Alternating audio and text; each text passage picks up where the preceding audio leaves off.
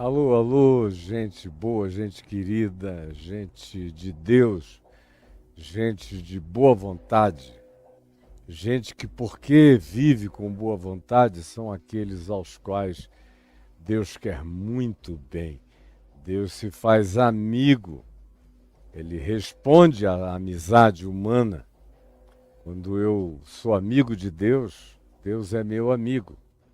E é a provocação da graça livre, unilateral, primeira, independentemente de qualquer provocação humana, o que eu recebo é graça, é favor imerecido, é a ação primal de Deus me provocando no seu amor o tempo todo. E bendito, bendita, bem-aventurados, macários, são aqueles que respondem a isso com gratidão. Com gratidão e que desenvolvem fé e confiança. Essas são as pessoas que aprendem a ser felizes em toda e qualquer circunstância. Nós estamos aqui em Mateus, dando prosseguimento. A nossa exposição começou no capítulo 1 e prossegue, atravessando o Evangelho de Mateus, e o capítulo 6, nós já tratamos dele durante mais de um mês e meio. Isso começou no início de 2023, essa sequenciazinha aqui, que só cobriu até agora, até o capítulo 6. Mas o conteúdo, é isso que eu quero que você preste atenção. O conteúdo, minha gente, o conteúdo é extraordinariamente transformador. A menos que você não queira mesmo mudança nenhuma, que você queira se manter essa pessoa, esse androide empedrado, esse boneco de carne, como o apóstolo Paulo chama, o homo psíquicos, o homo espasmos, que vive só de reações e de pulsões para lá e para cá, a menos que você queira ser uma água viva terráquea, sem saber em que direção que está indo em qualquer direção, não tem por que você fechar o coração diante de uma explanação de caminho para se seguir mesmo. Melhor caminho. Caminho sobremodo excelente. De verdade, que não é conjectura, especulação, que não é doutrinação, que não é sistematização, que não é dogma e imposição. Ao contrário, é a lógica de Deus sendo apresentada como princípio. Essa é a verdade do Evangelho.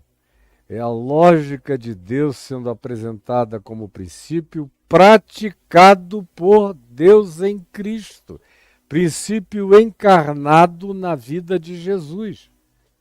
Para que a gente veja, por isso o chamado é vem e segue-me. Compreendeis o que eu vos fiz, porque a questão tem a ver com o que ele fez, o exemplo. O Evangelho, eu tenho repetido muitas vezes, não é sobre o que, é como. Como se vive. A verdade não é uma discussão, é como se vive.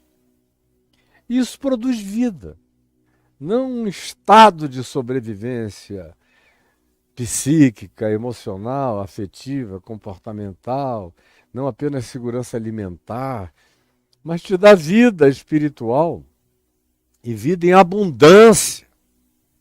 Vida em abundância. Então, eu não sei por que você não aproveita. Eu espero que pelo menos os seus filhos acordem, abram os olhos antes de você que está ficando velho e se nega a ouvir, se nega a ver, se nega a acolher, se nega a praticar. Talvez pelos vícios adquiridos, pelos comportamentos e condicionamentos que foram legados a você e você absorveu como realidades imutáveis para a vida. E aí se torna essa pessoa medíocre, que não experimenta o significado da vida humana. Ou então só um androide solar, para lá e para cá, nesse movimento de banalidade, de correr o tempo todo atrás do vento, e só atrás do vento, e só sob o comando de impulsos. E há pessoas, a maioria esmagadora das pessoas, vai vivendo de impulso em impulso. A vida é uma soma de impulsos. E não é, portanto, surpresa que tanta gente seja tão infeliz, meu Deus. Porque como é que se pode crer que uma soma de impulsos necessariamente vai produzir uma coisa boa? Se não houver, no meio disso, reflexão, não houver desenvolvimento de consciência, não houver a paciência da espera reflexiva, ponderada, madura, equilibrada, se não houver sossego, se não houver valores acalmantes, acalmadores, tranquilizadores para o coração, a gente se tranquiliza também e, sobretudo, a partir dos valores que possui, dos significados que carrega. Agora, se você não quer nada disso, continue numa vida de água viva terráquea, só de impulso, impulso, e vai arrebentando, vai pisando, vai atropelando e sendo atropelado. E uma existência totalmente sem sentido. Eu às vezes ouço as narrativas das pessoas e fico vendo e digo, meu Deus, o que essa pessoa imaginou? Que esse projeto de existência, que não é nem projeto ainda tem uma elaboração, ainda é um projeto, ainda tem uma reflexão antes da ejeção, antes da projeção, antes de ser ejetado, tem algo que foi uma reflexão anterior, isso é projeto. É o que eu penso antes da ejeção.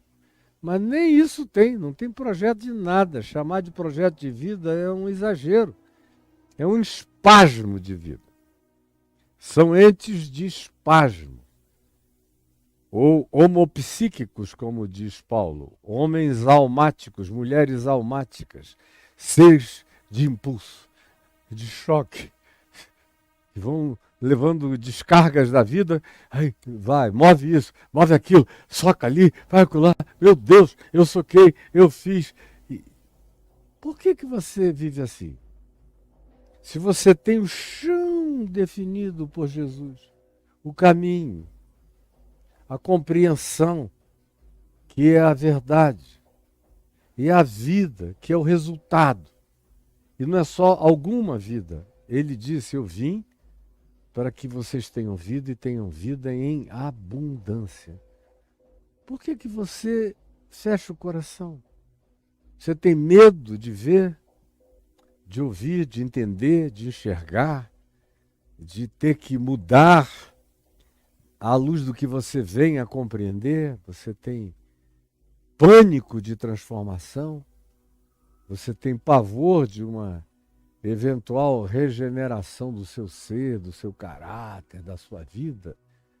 O que faz você se tornar esse ente empedrado, como o velho coração repetido, que não para de ilustrar o mesmo empedramento daqueles que não querem adotar um coração mutante, de carne, transformável e transformador na vida de outros também? Por quê?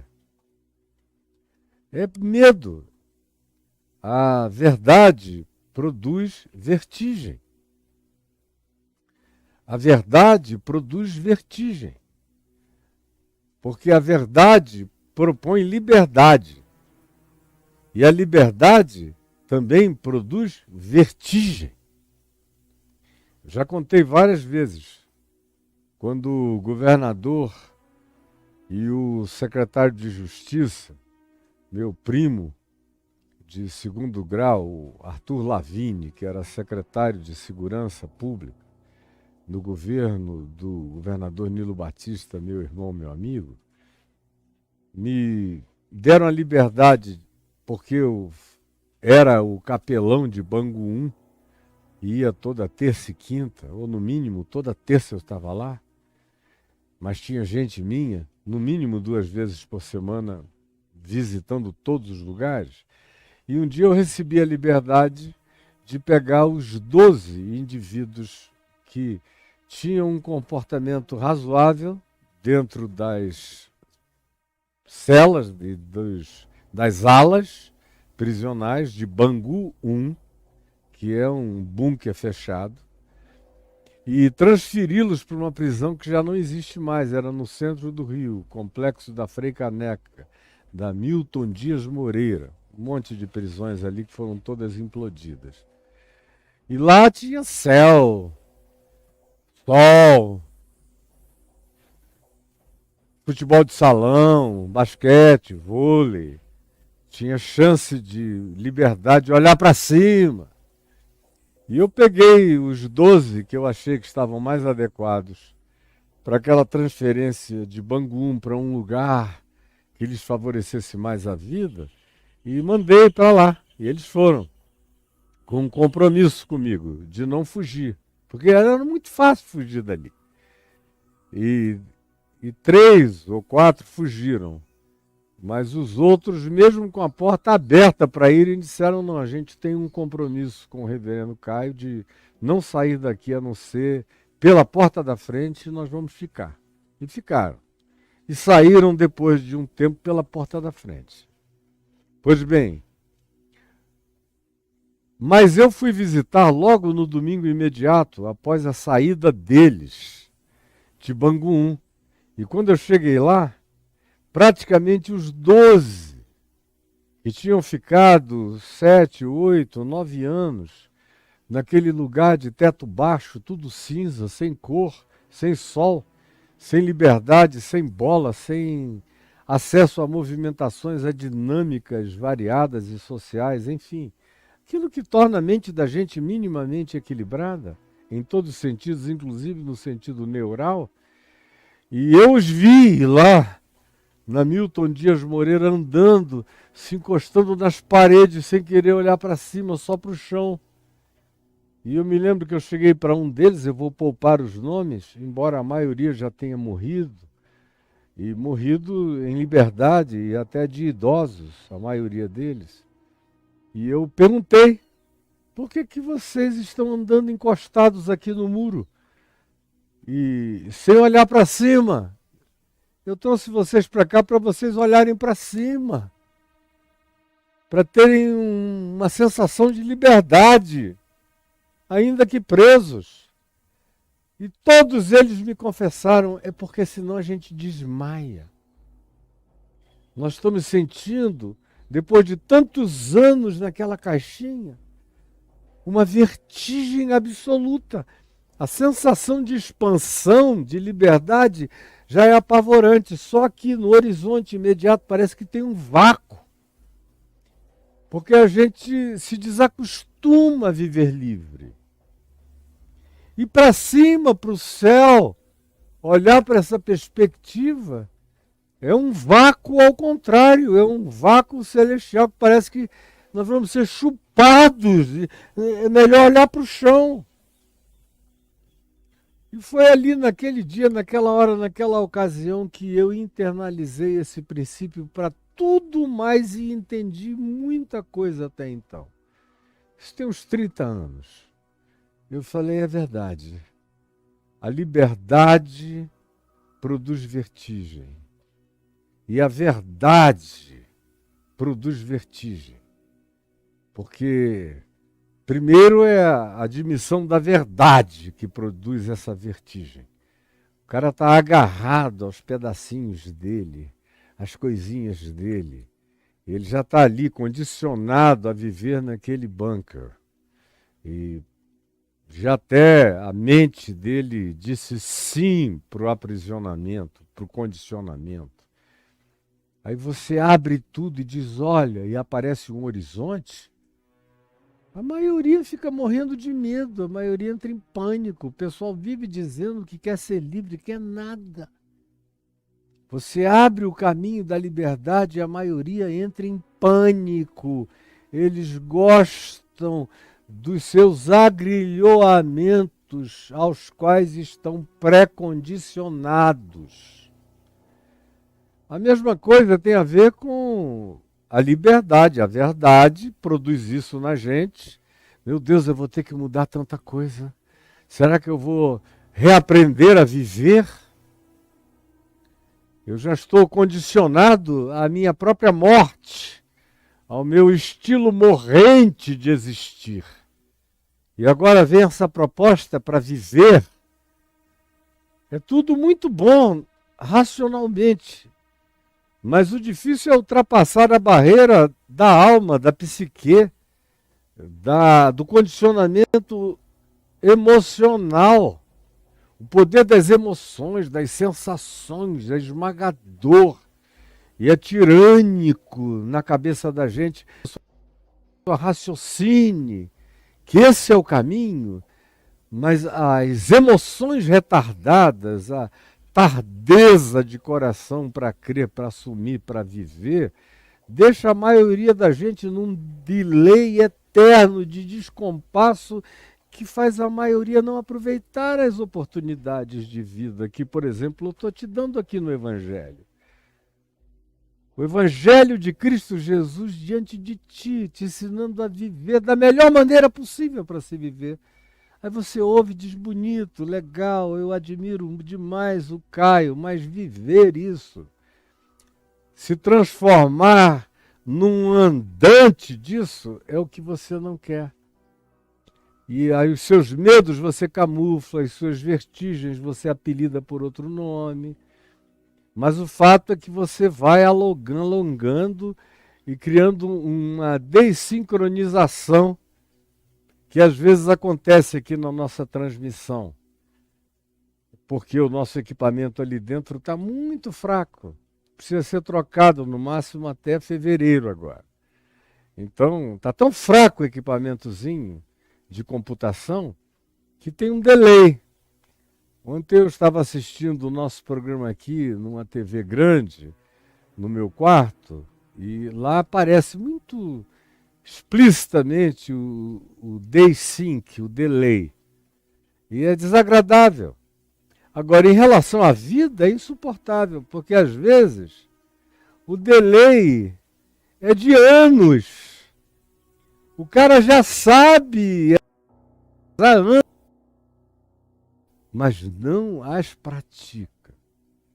Aí quanto maior é o delay, mais difícil vai se tornando a prática. Porque o sujeito diz, eu já estou vivendo assim, nesse atraso mesmo, entre o que eu sei e o que eu sou, há tanto tempo que, deixa para lá. Deus, se me quiser, que dê um jeito de me acolher. Eu estou fazendo essa introdução longa porque foi aquilo que eu fiz ontem também. Quando eu falei da existência, da diferença entre o vivente e o existente. Hoje eu estou dizendo que a razão pela qual a maioria de nós continua apenas existindo e não vivendo é porque a vida é feita de verdade que produz liberdade. E ambas geram vertigem. Vertigem em quem está acostumado a viver agrilhoado, aprisionado. Apenado. Apenado mesmo. Existência de apenados, de proibidos.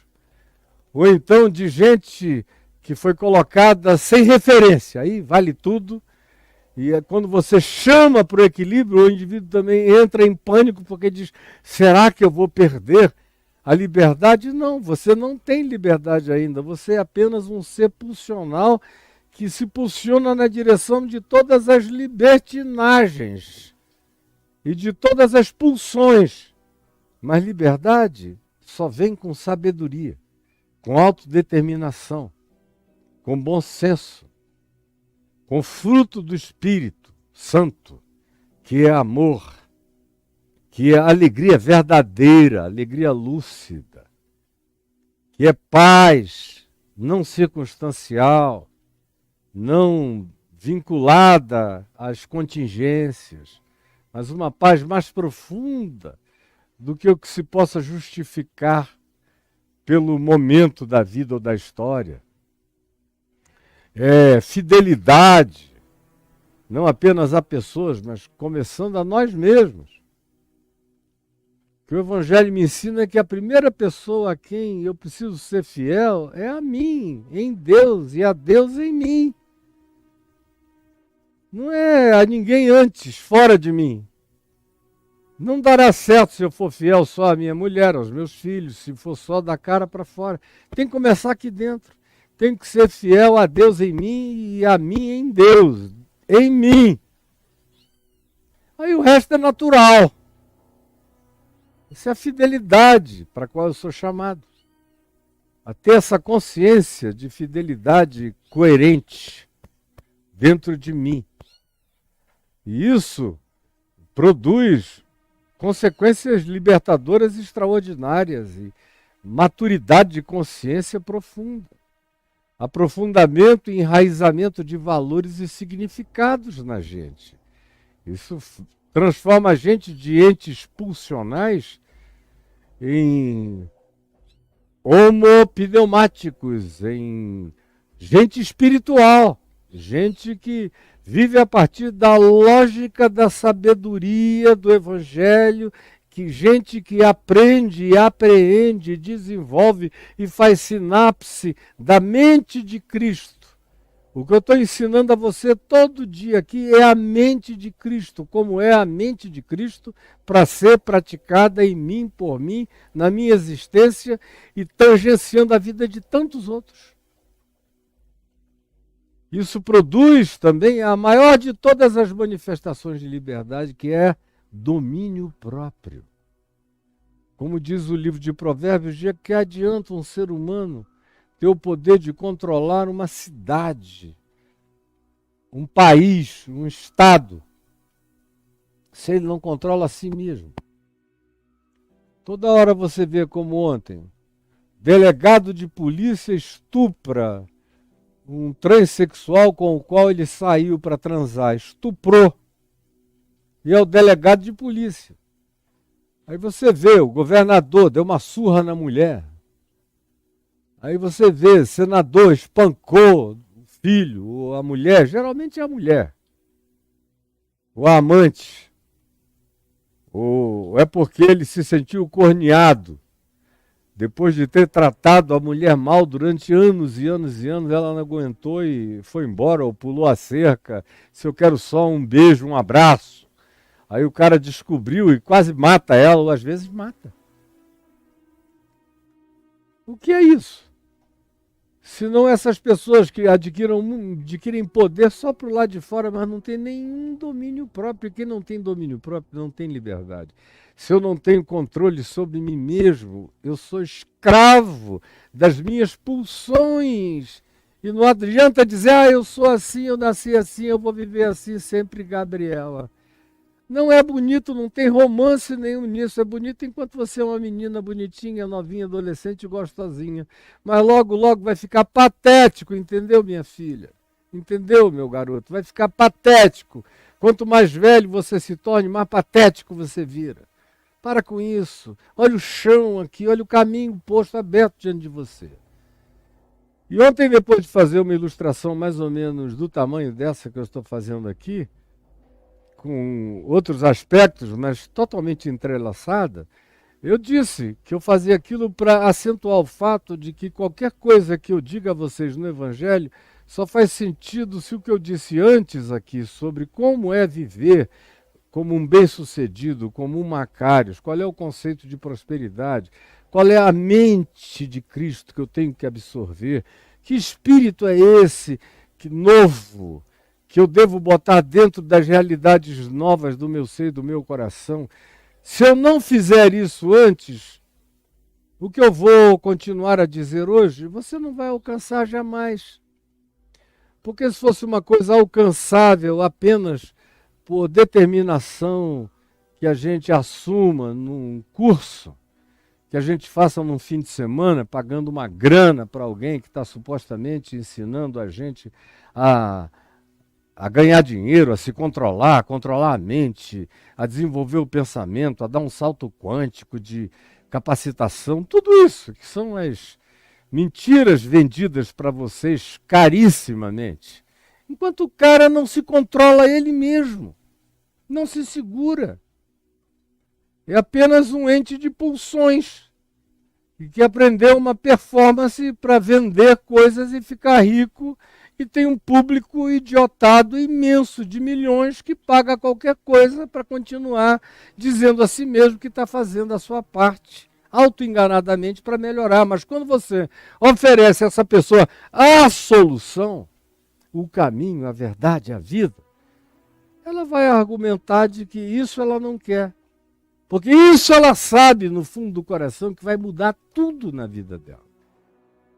E foi o que Jesus disse, que a gente impõe um bloqueio cognitivo em todas as entradas de cognição da gente possível, para a gente não ter o coração atingido e a consciência molestada pela perspectiva possível de vida ofertada por Deus em Cristo. Para quê? Porque Jesus concluiu o diagnóstico dizendo para que, porventura, vendo com os olhos, ouvindo com os ouvidos, entendendo com o coração, não venham a compreender de tal modo que tenham que admitir que precisam ser por mim curados, ser por mim transformados, ser por mim alterados, ser por mim regenerados, ser por mim resetados. Não querem. Não querem. É como aquela semente do Evangelho que caiu entre espinhos, entre as concorrências variadas e sufocam. Ou como a semente que caiu à margem do caminho, nunca no centro, e que é roubada logo. Ou como a semente que aparentemente caiu num bom lugar, mas embaixo só tem pedra. Não tem humus, não tem acolhimento, não tem lugar para a raiz crescer profundo, para dentro. O Evangelho tem que botar raízes profundas em nós, do contrário, você não vai resistir aos embates da existência. A causticância do sol da existência. Não vai. E vai tropeçar em tudo. E esse mandamento de Jesus aqui, que é um mandamento do amor. Não andeis ansiosos por coisa alguma. Por que é um mandamento do amor? Porque é um mandamento da proteção. Todos os mandamentos de Deus são mandamentos de proteção à vida, de favorecimento à vida, de melhoramento da vida, de amadurecimento, de desenvolvimento, de evolução da vida. E tem gente que tem pavor disso tudo. Ele quer fazer mestrado, pós-graduação, quer isso tudo, MBA. Agora, mudar a vida e o coração? Nem. Se tornar gente mesmo, de verdade, não. Ele quer um diploma. Não quer ser transformado. E não quer dar o fruto dessa vida transformada. Tem pânico, tem fobia de transformação, fobia de nascer de novo, de virar de fato um ser humano que seja a cara de Deus no mundo, que seja a cara do Filho de Deus. Que qualquer um olhe e diga: esse aí é de Deus, porque é a cara do Filho de Deus.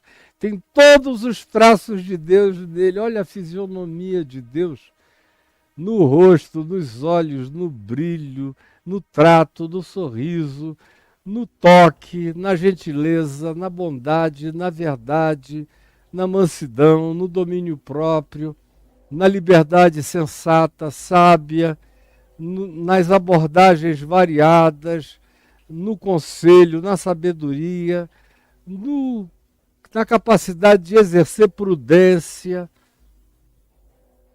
e de não machucar e não sair fazendo isso voluntariamente em nenhuma direção. Olha só, é a cara de Cristo Jesus, parece com Deus essa pessoa. Porque quando Jesus disse, quem me vê a mim, vê o Pai, ele falou que eu posso ficar a cara de Deus no mundo. Eu posso ficar a cara de Deus no mundo, eu posso ser como Jesus disse de si mesmo. Ninguém vê o Pai senão o Filho. Por isso ele disse, olhem para mim porque vocês vão ver o Pai, porque eu sou a cara dele. E ele disse, olhem para mim e me sigam, porque aí quem vir vocês me verá. Porque vocês vão se tornar minha cara. E aí o Evangelho vai fazer sentido no mundo. Isso é ser sal da terra, ser luz do mundo, é ser macários, é amar os inimigos e orar pelos que nos perseguem, é não se vingar, é se desidiotar definitivamente, se tornando semelhante ao Filho de Deus andando no chão dessa vida, e o chão está posto.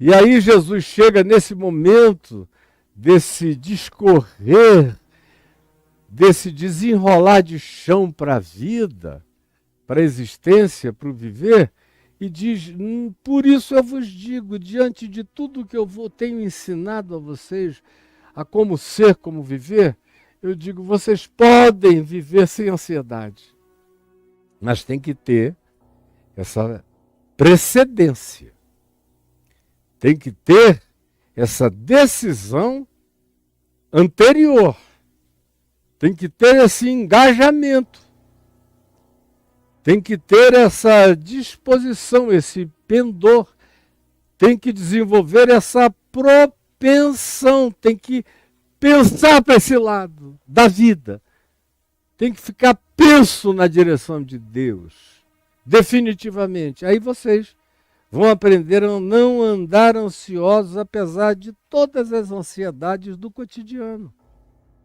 Como eu falei nos últimos 3 dias, especialmente nos últimos 2. E ontem eu parei aqui, no momento em que Jesus tinha acabado de exemplificar por que a gente não deve e não precisa viver ansioso, com coisas tão singelas. Olhem as aves. Elas não trabalham numa linha industrial, elas não se desesperam, elas não têm carteira assinada, elas não têm emprego, as aves, mas elas trabalham.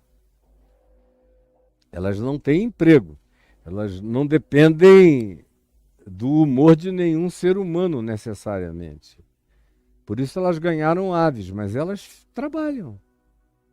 Elas fazem o movimento delas, elas tecem a sua casa, elas criam os seus aparatos de interesse e sedução para as fêmeas, elas fazem os seus ninhos, elas caçam as suas comidas. Eu dei vários exemplos aqui do jardim da minha casa, como é um viveiro aberto de aves com as quais eu aprendo todo dia e venho aprendendo com elas todos os dias da minha vida, desde a floresta amazônica onde eu nasci. E aí outro exemplo de Jesus foi, olhai os lírios nos campos, que também não estão em nenhuma indústria de nada, de seda, nem de tecido, nem de produção industrial, mas em verdade eu vos digo que nem Salomão, com todo o poder e glória que teve, jamais se vestiu como qualquer uma delas. Porque o vosso Pai Celeste sustenta. O pão nosso de cada dia que nos é dado hoje é dado também a aves, a lírios, a seres humanos. E aí não tem nada a ver com bons empregos. Bom emprego é uma determinação, é um estabelecimento dos establishments, da sociedade e da civilização humana. Agora, trabalho é algo que Deus nos deu para fazer, desde o Éden. Mandou e disse que seria com o suor do nosso rosto que nós comeríamos o pão. Então, quando se diz o pão nosso de cada dia nos dá hoje, não está se invalidando nenhuma lei natural da vida. Assim como quando se diz olhai as aves, não está se anulando nenhuma lei, não cai maná no biquinho dos passarinhos, eles caçam, eles cavucam a terra, eles pegam minhocas, eles pegam insetos, eles trabalham. Eles só não estão no viveiro dos empregos, mas eles trabalham. A mesma coisa é o lírio, trabalha, faz fotossíntese, põe raiz no chão, busca água, faz o trabalho necessário à vida. Todos os entes vivos trabalham. E o ser humano também. O mandamento foi esse, desde a origem mais natural, lá no Éden. Logo depois daquele evento da queda, daquele salto do conhecimento do bem e do mal. Olha, agora que você sabe o que é o bem e o que é o mal, que você deixou de ser um coletor de frutas, você agora ganhou inteligência para fazer todos os aparatos, todas as tecnologias, todas as engenharias, todas as sabedorias, para filosofar do jeito que você quer. Trabalha então! Vai ter que trabalhar. E vai ser com o suor do seu rosto que você vai ganhar o pão. E aquele que não trabalha também que não coma. É outro princípio simples. Portanto, o que Jesus está ensinando não é a preguiça, nem é a acomodação. Quando ele diz não andeis ansiosos de coisa alguma, ele não está nos dando um documento, uma alforria para que não trabalhemos, para que não estiquemos as mãos, para que não estendamos os braços, para que não alcancemos o que tem que ser alcançado, para que não levantemos na hora que tem que ser levantada, para que não façamos o que precisa ser realizado. Não é uma carta de alforria para um estado de coma vegetativa sustentado por aparelhos de terceiros. Não é. Pensar assim é doença. E tem gente que pensa que quando Jesus está dizendo o que disse aqui sobre não andar ansioso, é alguma coisa tão irrealista quanto o que eu estou descrevendo até aqui. Não é. Porque os exemplos que ele usa é de manifestação de entidades vivas que não estão empregadas sob os auspícios de ninguém, mas trabalham. As aves trabalham, os lírios trabalham. Naturalmente, fazem isso na espontaneidade das pulsões das suas existências naturais. E eu tenho que aprender, no mínimo, esse caminho. Agora, aprender a fazer isso sem desespero. Sem acordar de manhã e dizer, ai meu Deus, o que eu tenho que fazer? Eu tenho que acumular, porque a ênfase que a gente vinha dando aqui anteriormente era na acumulação. Equivocada, que não adianta nada. Não, eu tenho que aprender a viver, não a acumular. Tem gente que acumula e não vive. Só vai descobrir que não viveu quando está próxima da morte. Aí quer uma solução súbita para viver de repente, quando despendeu a maior parte da vida correndo atrás do vento, de tolices. E do que não edifica e não muda a sua própria existência nem a de ninguém. Portanto, o mandamento de não andar ansioso não é uma carta de alforria para desmobilização em relação às múltiplas ações produtivas, positivas, efetivas na vida. Não é. Eu tenho que ser produtivo como um passarinho. Eu tenho que ser efetivo como um lírio. E tenho que aprender a fazer isso com essa naturalidade que me permite aprender a viver sem ansiedade. Esse é o espírito do ensino do Evangelho para mim, para você, para quem quiser, para quem que vier, para quem estiver disposto a aprender. Então, recapitulado tudo isso, Jesus diz, ora, verso 30, ora, é uma conclusão lógica. É o que a expressão ora define, é essa consequencialidade. Ora, se Deus veste assim a erva do campo, que hoje existe e amanhã é lançada no forno,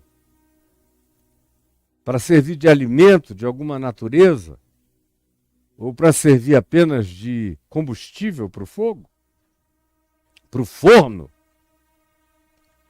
para aquilo que se vai fazer a posteriori, com esse recurso, com essa energia, que até então estava de um modo e que agora é transformada para outras produções. Ora, se Deus veste assim a erva do campo que hoje existe e amanhã é lançada no forno para fazer pão para os homens, comida para a gente, quanto mais a vocês, a vós outros, homens, mulheres, seres humanos de pequena fé?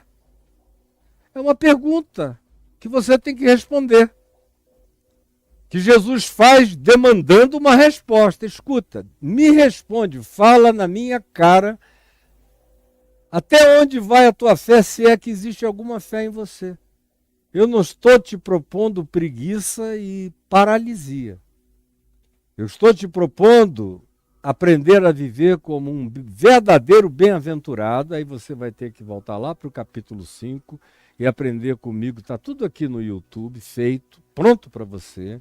Aprender o chão que ele vem desenrolando, esse tapete de vida para nós. Tem que aprender. Para você poder entender a lógica de Deus em Cristo, da mente de Cristo. E ele a põe de maneira esmagadoramente simples.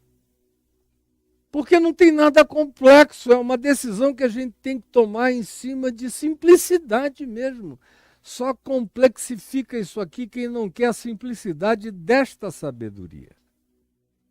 Ora, se Deus veste assim, de maneira tão linda, as ervas do campo, que hoje existem e amanhã vem a ser lançada no forno, quanto mais a vós outros, homens e mulheres de pequena fé, será que ele não vai cuidar de vocês? Se vocês fizerem a parte básica da vida de vocês.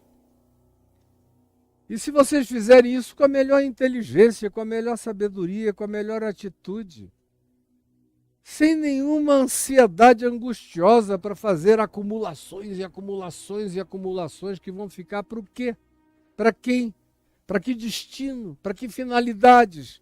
Sob que controles? Não seja burro.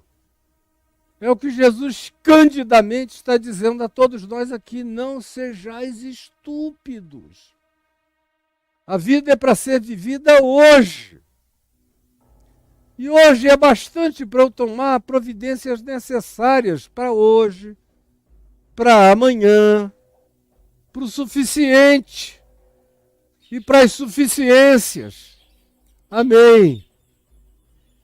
E para as suficiências necessárias à existência. Aí ele, depois de dizer isto, de apelar para essa resposta mínima que eu devo dar, que você deve dar, que todos nós temos que dar, ele introduz portanto, uma consequencialidade inescapável. Ele diz, portanto, não vos inquieteis. Isso não adianta nada, cara, você ficar inquieto. Você só vai desenvolver um câncer. Fique inquieto por muitos anos. Você vai ter câncer antes da hora. Nós, humanos masculinos, os mamíferos humanos masculinos, em geral, 85% de nós, quando passamos de 80 anos de idade, já desenvolvemos um câncer na próstata, que pela nossa idade e pela velhice já não terá mais nem força, energia para desenvolver e nos matar. Em geral, a maioria das pessoas que morrem com 90 e tantos anos, 80, 85%, se você for fazer uma biópsia, você vai descobrir que tem um câncer que não se desenvolveu, mas esteve ali. Se tivesse te apanhado mais jovem, com mais energia, com mais força, com mais poder orgânico, teria crescido. E se não tivesse sido notado, eventualmente teria dado metástase e te matado. Mas chega uma hora que até o corpo não tem mais energia para alimentar os próprios cânceres, na velhice avançada. Mas, o que Jesus está dizendo é, não adianta você viver inquieto, porque existem certas coisas cujas realidades fazem parte daquilo que acontece, a mortalidade humana debaixo do sol. Aqui debaixo do sol você vai morrer, aproveita, carpe diem, aproveita o dia, aproveita hoje. Esse dia que Deus fez, para que nele você seja feliz, para que nele você faça pessoas felizes, para que nele você trabalhe, para que nele você se esforce, para que nele você sue, que faz bem à mente, trabalhar, suar, pensar, desenvolver, imaginar, criar, produzir, tudo isso não te esgota.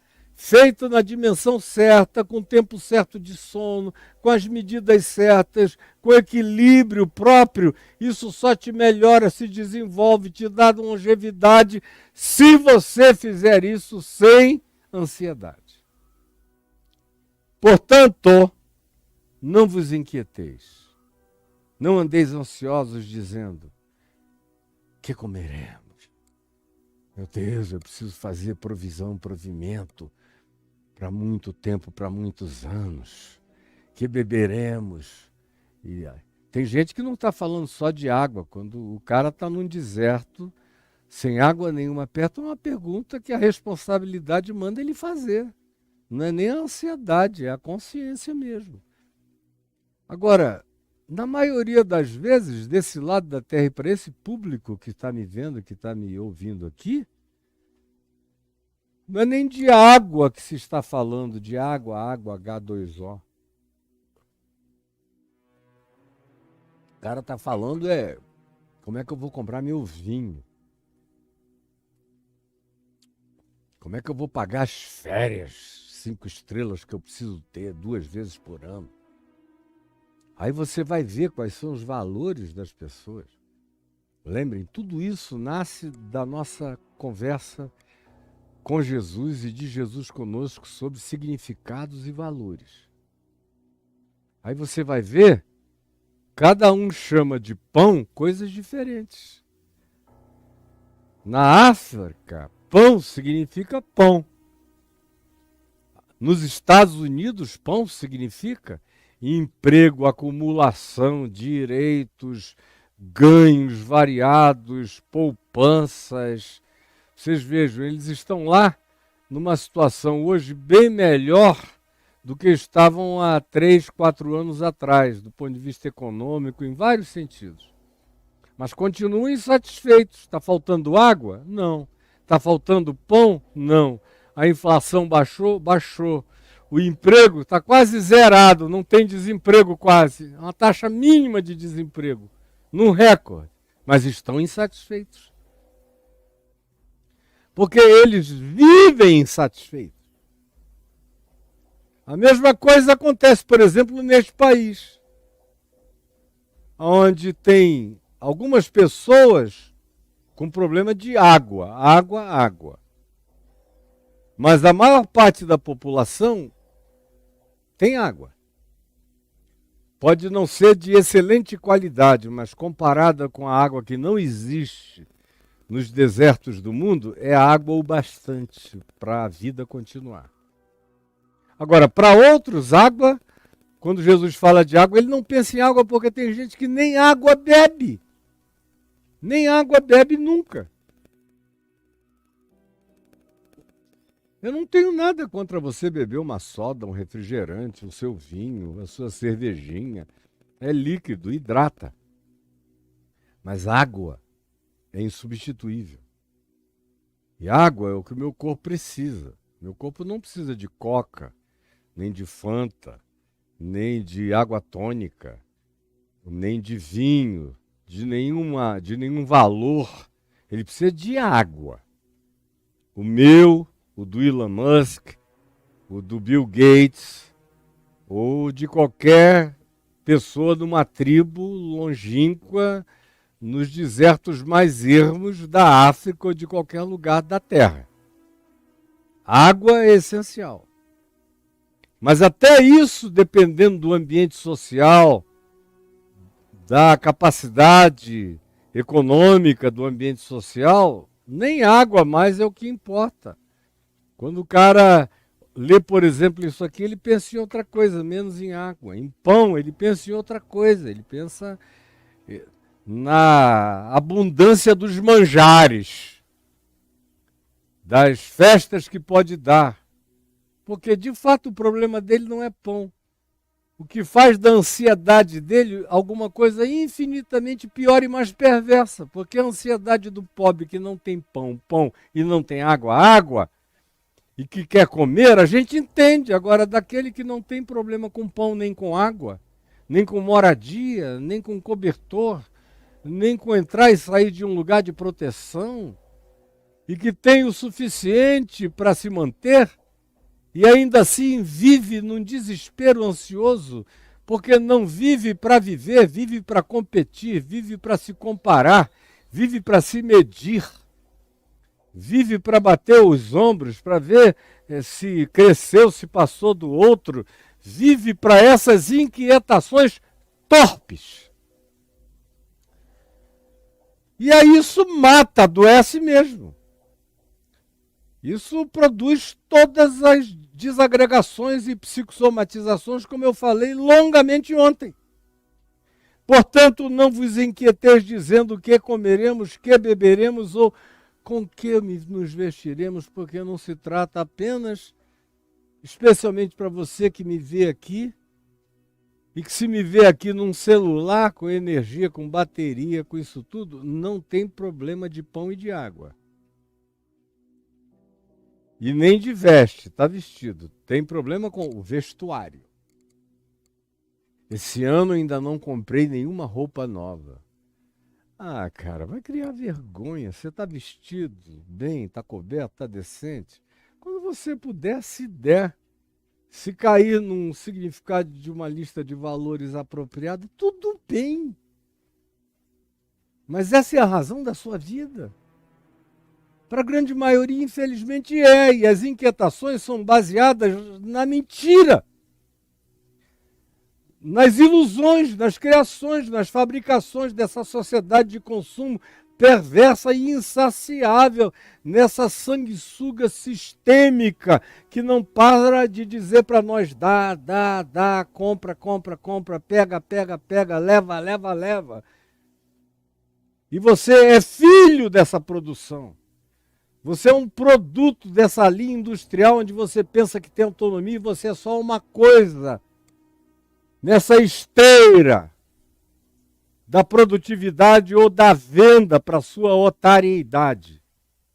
Portanto, não vos inquieteis dizendo o que comeremos, que beberemos ou com que nos vestiremos. Porque os pagãos, os alienados, os que não sabem nada, os que não têm Deus na vida, os que não têm consciência de cuidado, de providência, de misericórdia, de atenção divina, não têm a sabedoria dada, não têm a revelação esparramada diante dos olhos, não têm o caminho pavimentado com bom senso, que está sendo dado a vocês por mim e a todos aqueles que, com um mínimo de atitude boa na vida, param para viver e dão passos na direção do que tem significado da vida, mesmo que não tenham conhecido a pregação, o ensino do Evangelho de Jesus. Tem gente, todavia, no mundo que aprendeu o significado do Evangelho prático para a vida. Esses não fazem parte dos gentios. Embora não saibam nada, não tenham informação, mas não vivem como uns desinformados. Eles ouviram no silêncio do seu coração a voz da sensatez no íntimo e na alma. São poucos. Por isso é que Jesus disse que a porta é estreita, que o caminho é estreito. E são poucos os que acham essa via. São poucos os que encontram essa via. A maioria vai no fluxo. Vai porque é assim que se vai porque está fluindo desse modo, é nesse fluir que eu vou me colocar. Não quero nem saber se vai acabar numa catarata do Niágara ou do Iguaçu, se eu vou me esparramar contra as pedras. Tanto faz, eu estou no fluxo. Os sem Deus, os sem consciência de Deus, os sem consciência do Evangelho, os sem sabedoria divina, é que procuram todas essas coisas. É que vivem só para o consumo imediato, para ajuntar, para acumular, para ter, para possuir, para ter mais, para apresentar, para ostentar, para dizer, olha para mim, eu sou, olha como eu influencio, eu sou um influencer de muita gente. Aí você vai ouvir o influencer, ele só diz idiotice para um público de idiotas, que vai ficando cada vez mais idiotado. E se você quiser ser um grande influencer, você precisa ser um grande idiotado. Porque você só vai ter público para idiotice.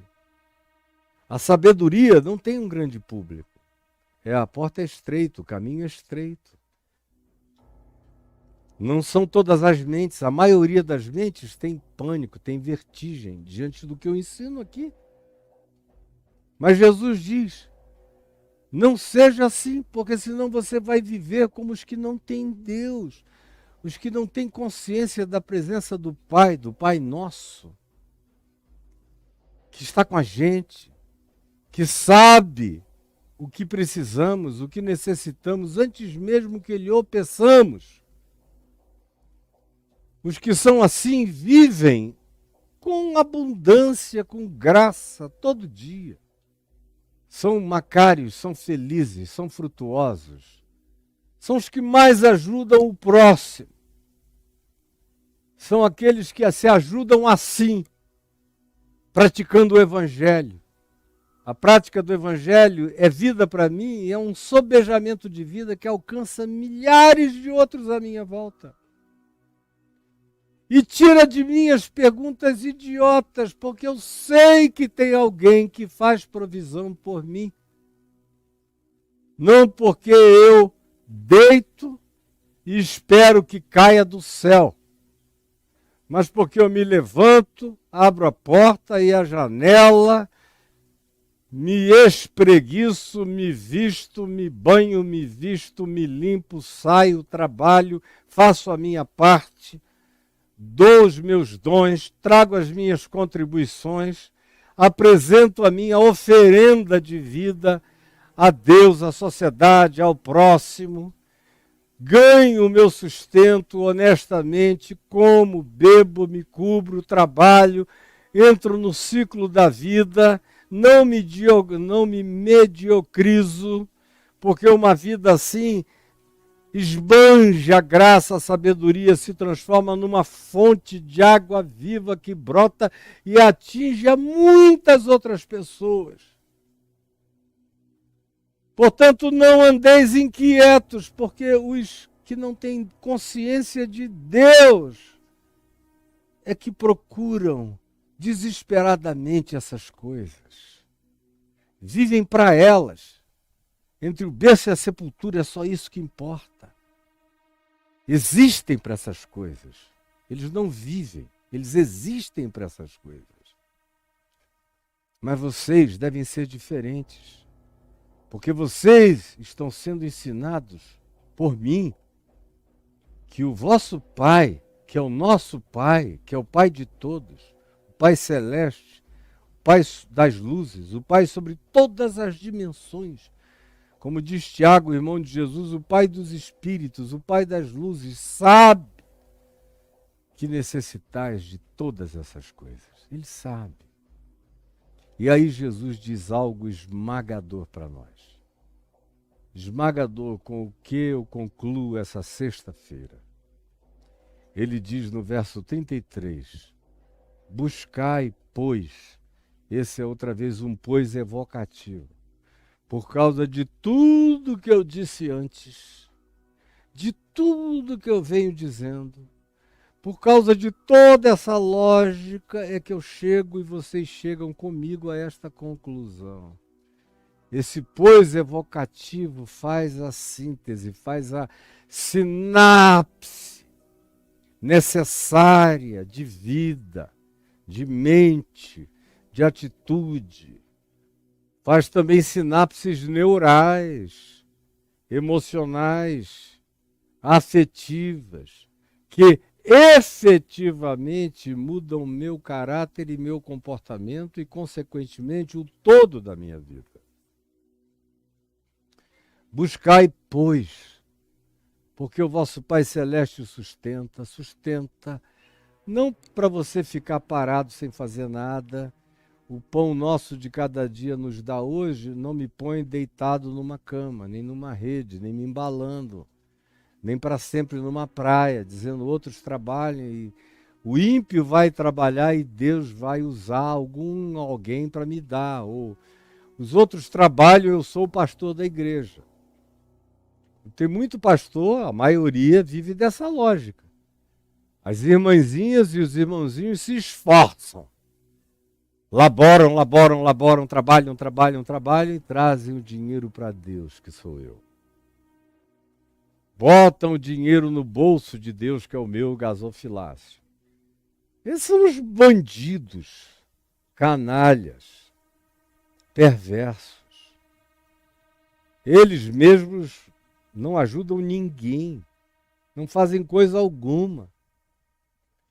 São sedutores de pessoas carentes e sobrecarregadas de aflições e que na sua ignorância fazem barganhas e trocas e apostam nessa loteria divina, supostamente divina, na loteria da religião, do Deus das premiações ilógicas, que não tem nada a ver com um dia depois do outro, com um trabalho honesto, simples, com uma existência que tem prazer na prática do que traz o pão e me ajuda a partir o pão e também servir a outros, que é em meu favor e em favor de todos, porque o Pai é nosso e o pão é nosso.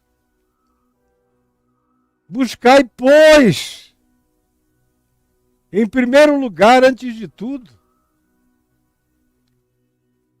não a teologia da prosperidade, porque essa teologia não tem nada a ver com telos, que é a palavra grega para Deus.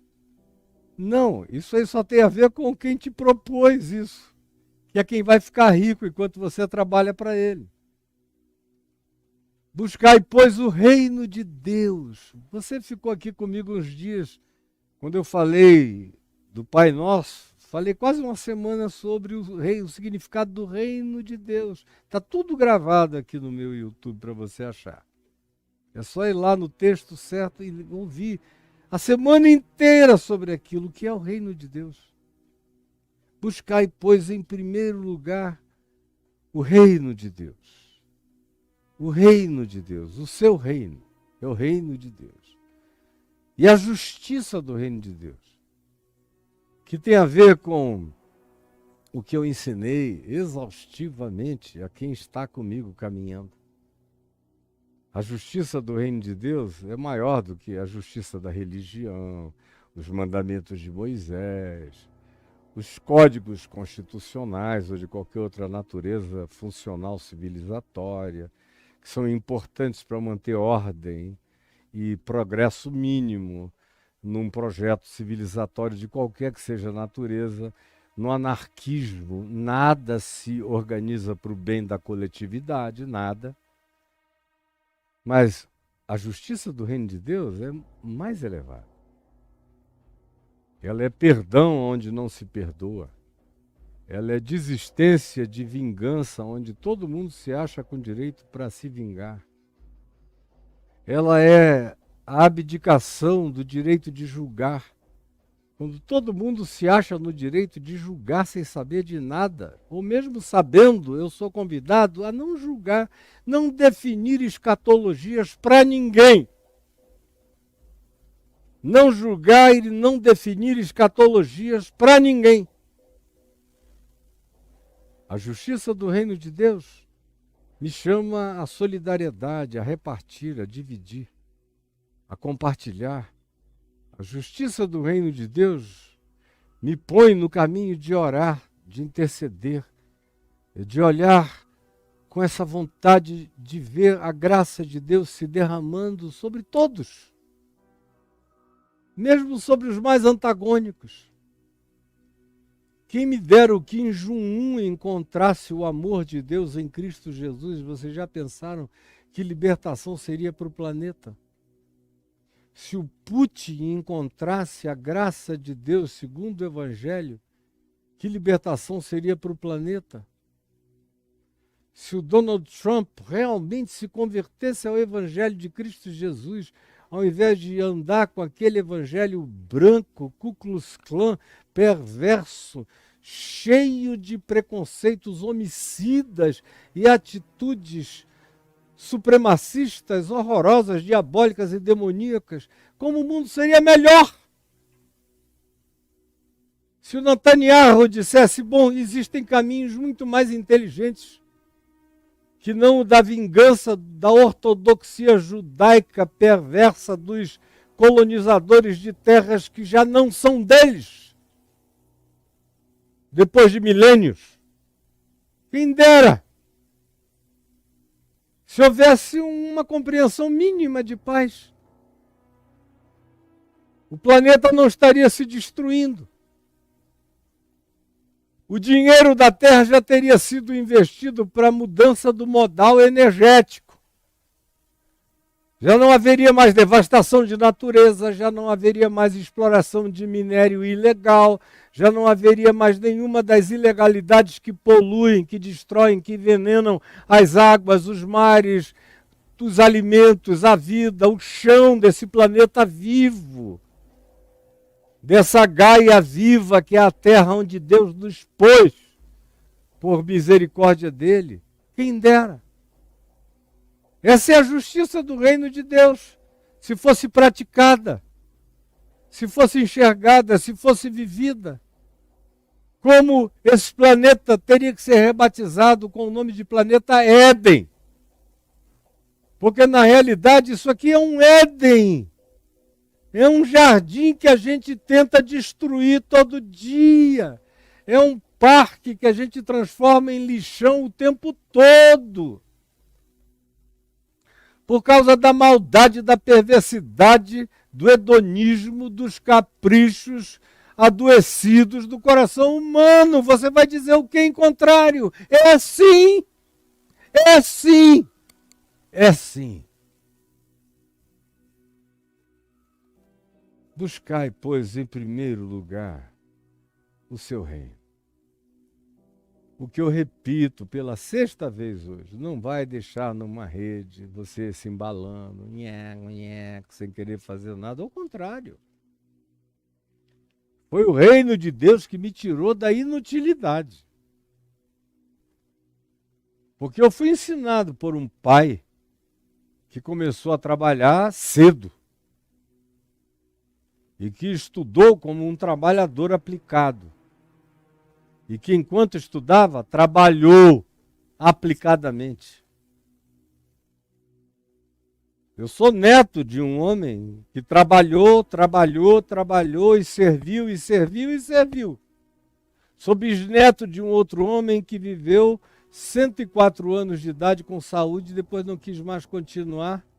E praticou uma espécie de eutanásia natural, parou de comer, de beber e ficou deitado numa rede porque disse para mim, eu cansei de ver a mesma coisa. Mas ele trabalhou 104 anos, até quase 100 anos de idade, o cara ainda carregava pesos astronômicos subindo as barrancas do rio Amazonas. Mas eu nasci com uma propensão com uma tenacidade enorme, como eu disse ontem, eu era responsável com as minhas irresponsabilidades e inconsequências. Eu as praticava, as minhas inconsequências, responsavelmente até a beirada da morte. Radicalmente. Foi o Evangelho que me tirou daquele estilo de existência, que não era estilo de vida, era estilo de existência. E me deu vida. E fez de mim um trabalhador. E eu sou um trabalhador do Evangelho. com toda a alegria e prazer da minha vida, é meu ânimo. A minha aposentadoria é trabalhar, trabalhar e servir, e pregar, e ensinar, e abrir cortinas, e fazer apocalipse, e trazer revelações, tirar o véu, ajudar pessoas a verem, a mostrar horizontes, olha, vê, vamos, a pegar e a mostrar que é possível pegar, é possível fazer, é possível realizar. É possível se alimentar sem expropriar ninguém. É possível que haja para mim e haja para todos. Essa é a justiça do reino de Deus. Buscai, pois, em primeiro lugar, essa soberania, essa presença da consciência de Deus sobre tudo na vida de vocês, sobre todas as coisas, acima de tudo na vida de vocês. Esse é o reino de Deus que não vem com visível aparência, como Jesus diz em Lucas 17. Mas está em vós. Habita em mim. Quando não há manifestação do reino de Deus em lugar nenhum na terra, num lugar pode saber que existe. Aqui no meu coração ainda tem reino de Deus. Na minha consciência ainda tem reino de Deus. Se não houver nada de mais ninguém, eu vou morrer com o reino de Deus na minha consciência e vou partir para o reino eterno de Deus. Quem quiser vir, vamos. Quem não quiser, eu sinto muito. Mas buscai, pois, em primeiro lugar o seu reino. Coloquem-se sob essa luz. Coloquem-se sob essa luz do reino. Sejam agasalho para essa luz. Vistam-se dessa luz. E vistam-se dessa justiça. E andem nessa paz, sem ansiedade, sem inquietação, sem o desespero cumulativo. Busquem, isso sim é para buscar. Isso é para buscar. Isso é para estender a mão. Isso é para trazer para perto. Isso é para posicionar no lugar devido na minha existência, na minha vida, o reino de Deus e a sua justiça. Busque. Tenha fome e sede de justiça do reino de Deus para todos. Busque. Chame. Mostre. Abra. Divise. Possibilite o vislumbre e aproxime o reino de Deus de todos, trazendo-o para dentro de você e sendo você a expressão mais próxima do reino de Deus que qualquer outra pessoa possa ter na existência. Você chegou, o reino também. E com ele a sua justiça. E todas estas coisas, a comida, a bebida, o vestuário, a moradia, o telhado, a produtividade, todas essas coisas necessárias à existência vos serão acrescentadas. Se vocês viverem conforme o espírito do reino, que me põe no trabalho, que me põe na efetiva produtividade, que me põe na solidariedade, que me põe na alegria de fazer, que me põe na alegria do realizar, que me põe na possibilidade do construir, que não me dá o sossego dos preguiçosos, mas coloca em mim a paz dos produtivos e dos que andam não ansiosos, eu aprenderei, como eu disse ontem, que até a minha cognitividade se amplia. Isso melhora o meu raciocínio, melhora a minha inteligência, melhora a minha lógica, diminui os agravos da minha vida, diminui os tropeços da minha existência, evita uma quantidade enorme de abismos que de outra sorte neles eu cairia. Quando eu tenho esse olhar e busco o reino antes e boto acima de tudo e tenho essa perspectiva antes de qualquer coisa, e vivo no espírito dessa justiça, as demais coisas me são acrescentadas naturalmente, como diz o Salmo 23. Bondade, quando o Senhor é meu pastor, quando eu busco o reino de Deus em primeiro lugar, o que equivale a dizer o Senhor é meu pastor e nada me falta.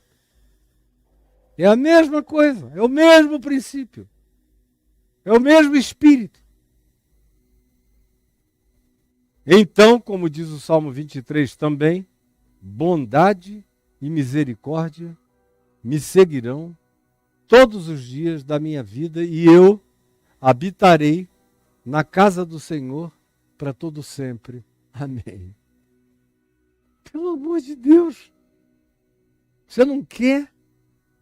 Por que você se boicota assim, se sabota assim? Porque você assume esse negacionismo contra a vida proposta por Jesus. Por quê? Que você faz tanto mal a si mesmo, a si mesma. Portanto, olha a quantidade de pois, portanto, por isso, por causa disso. Olha o derrame de lógicas que esse texto, do verso 25 ao 34, colocou diante de nós. Cheio de argumentos de lógica, sim, por isso, portanto, por causa disso, ora, por essa razão. Muita lógica para adotar esse modo de vida, o único modo que produz vida. E a única vida que produz os modos de Deus para existir. Portanto, não vos inquieteis com o dia de amanhã. Porque que controle você tem sobre o dia de amanhã? Ontem, que controle você teve sobre o dia de hoje? Você só acordou, eu só acordei, mas eu podia não ter acordado. Eu tive até uma noite muito agradável, cheia de muitos sonhos e sonhos e sonhos muito bons que me fizeram cafuné mental, cerebral, psíquico, espiritual. Acordei. Como em geral eu acordo tão afagado, porque ele me ensina e me acalenta e menina enquanto eu durmo. É uma promessa do Evangelho, é uma promessa da palavra da vida em meu favor. Quando eu ando com Deus, até a noite me é recreativo. Quando eu busco em primeiro lugar o seu reino e a sua justiça, e sei pela fé que o resto vem, são acrescentadas, a bondade e a misericórdia me seguirão. Aonde eu vou, elas vêm atrás de mim. Eu sou um centro gravitacional de bondade e de misericórdia de Deus vindo, gravitando à minha volta. Como também à minha volta gravitam pessoas que são atraídas pela força gravitacional do amor de Deus. Portanto, não vos inquieteis com estas coisas, com o dia de amanhã. Em relação a hoje, amanhã para mim será sábado. Eu não estou nem um pouco preocupado com o dia de amanhã. É porque o quê? Eu tenho dinheiro guardado para muitos amanhãs? Não, eu não tenho. Procure uma única poupança no meu nome para você ver se você ou a Receita Federal vão conseguir achar. Eu não tenho nada. Não tenho. E não estou nem um pouco preocupado. Eu tenho tudo. Eu tenho aquele que está sobre todas as coisas. E eu vivo com essa paz, com essa segurança, com essa fé. Eu estou arrimado, ancorado naquilo que me dá paz sem fim. Portanto, não vos inquieteis com o dia de amanhã. Você não tem a menor ideia do que vai acontecer amanhã. Amanhã teu carro pode capotar, ser perda total. Minha mulher vinha descendo aqui a escada de casa, feliz da vida, com um pratinho de comida vazio na mão, feliz, porque ela tinha comido um empadão cuja massa estava super bem feita, aquela massa que o pessoal de cozinha chama de podre, aquela massazinha que está suave, que não está tec, que não está aquela grossa, quase impermeável, que tira o gosto do empadão, o prazer do empadão, estava bem feito. E ela ficou feliz. Falou, eu vou pessoalmente agradecer a pessoa que trabalha com a gente e que fez. E ela vinha ali com o pratozinho dela na mão, alegre. Um segundo antes ela não podia imaginar o que ia acontecer. Só lhe faltaram 2 degraus que ela não viu. Na alegria de falar, já vinha falando. Uma pessoa dizendo, poxa, que coisa deliciosa. Quebrou os 2 pés. Teve que botar placas, 17 parafusos, fios de titânio, substituir ligamentos. Aí há 3 meses e alguma coisa ainda está andando devagarzinho, indo. Um segundo antes ela não sabia, senão não teria descido a escada. Ou teria descido de outro modo. Ou teria descido como ela desce hoje, agora ela só desce vigilante. Ou até por causa da dificuldade de dar um passo depois do outro, ainda, por causa de todas as questões de flexibilidade nos 2 pés, ela desce de ladinho, segurando. Se tivesse um corrimão, seria no corrimão. Nada demais. Mas o que a gente tem no Evangelho é a advertência para a gente diminuir o número de quedas. Eventualmente a gente tropeça. Mas a quantidade de tropeço é reduzida a uma realidade ínfima. Se você está atento, e essa ilustração que eu falei da minha esposa foi apenas para dizer que ninguém sabe o dia de amanhã, nem o minuto seguinte. Foi o que Jesus disse, quem de vós pode acrescentar meio metro ao curso da vida? Você pode cair morto aqui agora. Pode dar um derrame, puf. Um AVC e você ficar olhando a vida calado até morrer. Qualquer um de nós pode sofrer isso. Eu vou me preocupar com a possibilidade que eu tenha um AVC? Algum dia? Se eu ficar preocupado o suficiente, certamente eu terei um AVC. Vou criar meu próprio AVC. Se eu viver inquieto, preocupado, angustiado, meu Deus, os AVCs, AVC, eu vou ser um AVC ambulante. Ele um dia vai me visitar. Agora eu não me preocupo com nada, eu faço a minha parte hoje. O melhor que eu puder hoje. Em meu favor, em seu favor, em favor de todos e sem inquietação. Sem angústia nenhuma pelo dia de amanhã que está para além do meu alcance. O meio metro além de mim está para além do meu alcance. Não tem nada que esteja realmente ao meu alcance. Eu tenho que viver segundo a segundo com a consciência grata de que é segundo após segundo que a vida se constrói. Portanto, não vos inquieteis com o dia de amanhã, pois o amanhã trará os seus cuidados. Jesus é de um realismo esmagador. Ele não diz, olha, porque o amanhã com certeza vai ser um mar de rosas. Não necessariamente, mas deixa ele chegar. Deixa ele botar a cara. Porque às vezes eu estou num mar de rosas hoje. E amanhã eu estou numa tormenta enorme, do nada. Porque a existência é assim, sem aviso prévio. Já que a existência é sem aviso prévio, não se inquiete, viva cada dia com paz. Faça seu melhor em paz. Dê o seu melhor com a alegria de estar podendo fazer agora. Amanhã vai ser outro dia. Amanhã vai ser outro dia. Lara, lara, lara. É verdade, amanhã vai ser outro dia. O amanhã trará os seus cuidados. Amanhã você cuida de amanhã. A menos que tenha alguma coisa de amanhã que você já possa preparar para que amanhã ela esteja absolutamente já resolvida. Porque já tenha chegado à sua mão hoje, você possa dar um jeito prévio para amanhã. Então tá bom. Mas sem inquietação, sem desespero.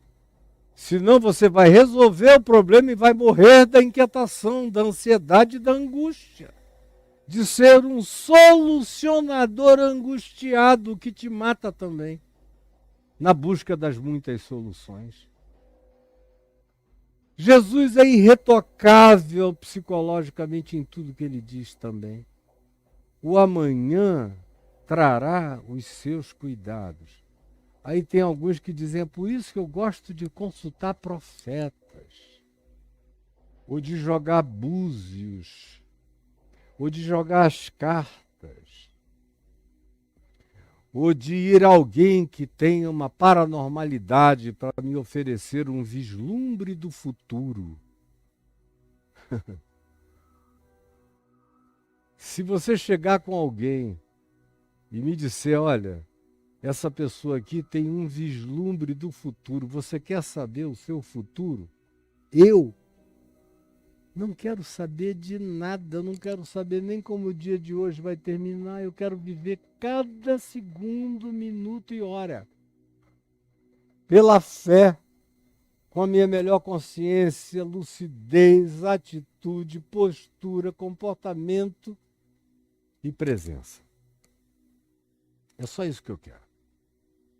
Eu passei a minha vida inteira sem profetas e sem profecias, vivendo cada dia pela fé, porque o justo vive pela fé e a fé escolhe o melhor. Projeta o melhor, vislumbra o melhor, divisa o melhor, propõe o melhor. Essa fé que é segundo o Evangelho e não segundo o capricho ou a crença de ninguém. É segundo o princípio proposto por Cristo Jesus. Essa é a fé que me faz olhar para frente, olhar para baixo, olhar para tudo. E é a certeza das coisas que eu espero, e é a firme convicção dos fatos que eu ainda nem vejo. Mas eu espero coisas boas e projeto coisas boas e vivo por coisas boas. O amanhã deu jeito dele, porque ele vai me encontrar buscando solução, vivendo na luz, com paz e sem desespero. Sem desespero. Sem desespero. Já passei por situações horrorosas nessa vida. A maioria das pessoas que eu conheço teria dado um tiro na cabeça ou desaparecido para sempre. Eu estou falando com base no que eu já experimentei. E sei que há coisas que eu ainda experimentarei. Mas o que eu já experimentei, experimento ou experimentarei vai ser encarado com a mesma fé resoluta. Inabalável em Cristo Jesus, portanto. É possível você andar num chão onde você não tem certeza da prevenção de nenhuma surpresa desagradável, porém, com uma certeza de que você, não importa o que venha, vai reagir de maneira inabalável, inabalável, se você estiver plantado nesse chão. Na rocha da inabalabilidade. Portanto, não vos inquieteis com o dia de amanhã. Por quê?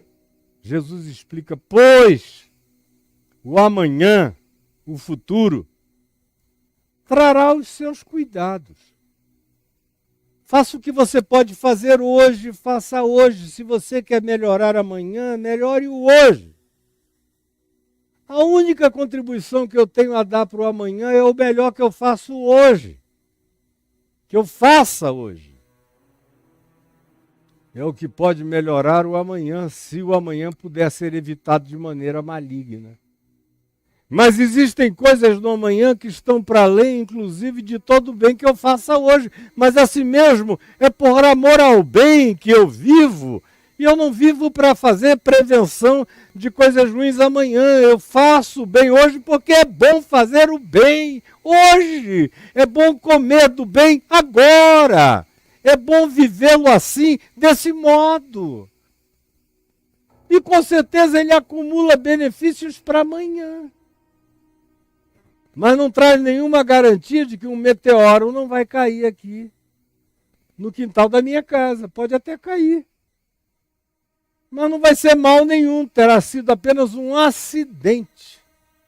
Se alguém morrer, terá sido apenas um acidente, não uma maldição. Terá sido apenas uma ocorrência. E eu não farei nenhuma pergunta do tipo, por que Deus? De mim não.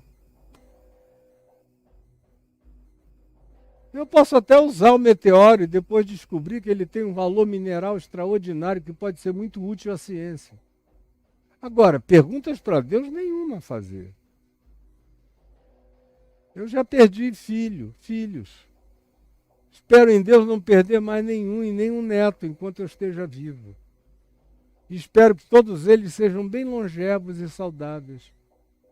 Mas se o amanhã me reservar alguma coisa diferente, eu sei que em nome de Jesus eu vou atravessar com a mesma fé inabalável, sem perguntas e sem questões.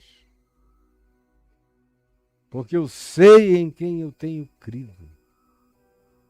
E sei que Ele é poderoso para guardar o meu tesouro, o meu depósito até aquele dia. Eu não vivo em razão e para as coisas que eu vejo, mas eu vejo e vivo olhando para as coisas que eu não vejo, porque as que eu vejo são temporais e as que eu ainda não enxergo são as eternas.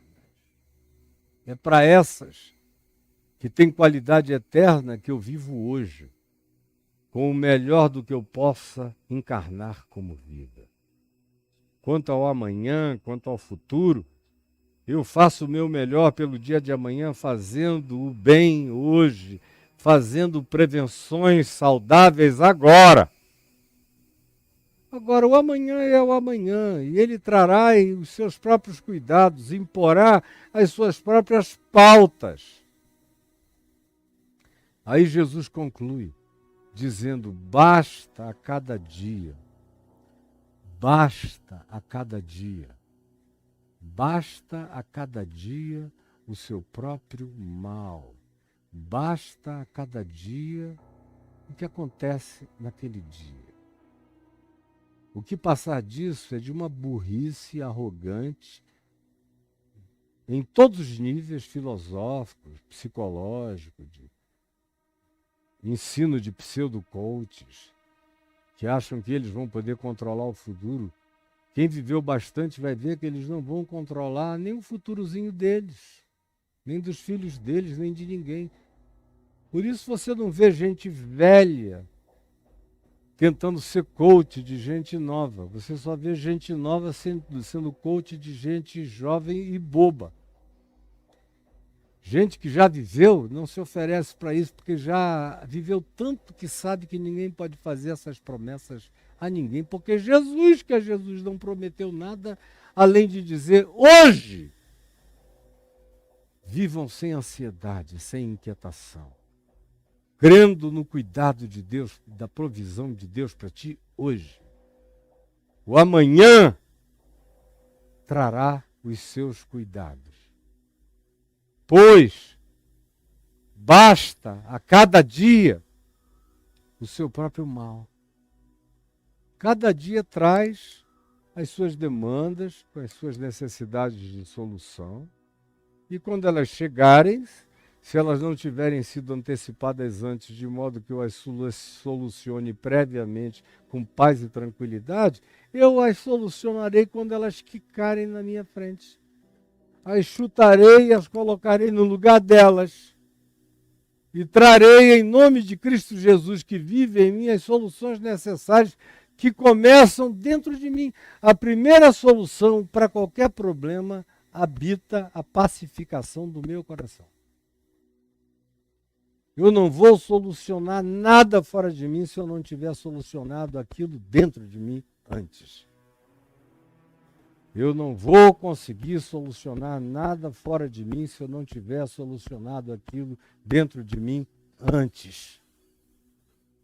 É o que Jesus está ensinando como conclusão para tudo o que a gente falou nesses últimos 3 dias sobre ansiedade. E eu te peço, Jesus, que essa palavra tenha encontrado algum coração fértil, preparado, umidificado, cheio de humus da graça de Deus para ficar grávido da sabedoria, da vida, do poder, da fé e da alegria do Evangelho, para a gente deixar de existir e aprender a viver. É o que eu te peço. E te peço com o meu coração quebrantado em meu favor, pedindo a continuidade da tua graça, da tua providência, todos os dias, da minha e das nossas vidas. Por favor.